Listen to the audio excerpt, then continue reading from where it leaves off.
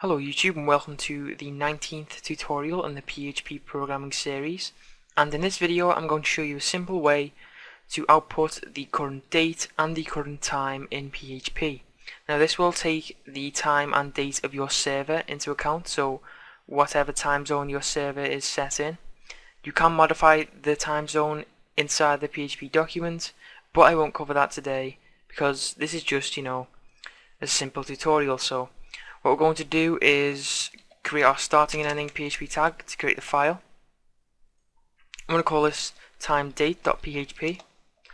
Okay, and the easy way to call a time or date is with the date function. So simply type date, and then we'll have two brackets and a semicolon. The way to define or output the date is to use just a simple letter for each one. So to give the month in a numeric form, you'll type M, and then you can type your own character here. I'm just going to put a little dash, and then for the day it's just a D and then a little dash, and then for the year it's a Y, and we'll end that. So what that should output is, it should say, so month is first, I would say 10, and then 04, and then 2011. So because we have specified it as lowercase m, it will do the two numeric numbers for the month, same with the date, and same with the year. So let's just test this out. What we're going to do is echo the current date, save timedate.php, and you'll see it echoes 10 for 11. So we're going just to store this as a variable. Just have date is equal to that. Okay, now for the time, it's a similar thing but with different characters to represent the hours, seconds, and the minutes. So I'm just going to do time equals date, and then same again in brackets and in quotations. We're going to type capital H, then we're going to do I and then S. And if we reload this, actually we'll have to echo it out. So echo current time is, and then I'm going to output the time variable.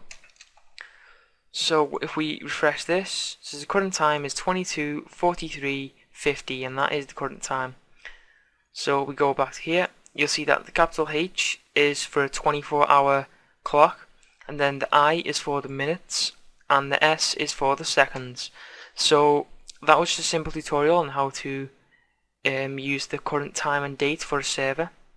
I'm actually going to link in the description for php.net a little glossary for different characters you can use to represent, like the day, which I think is L, so we can just say day equals date L,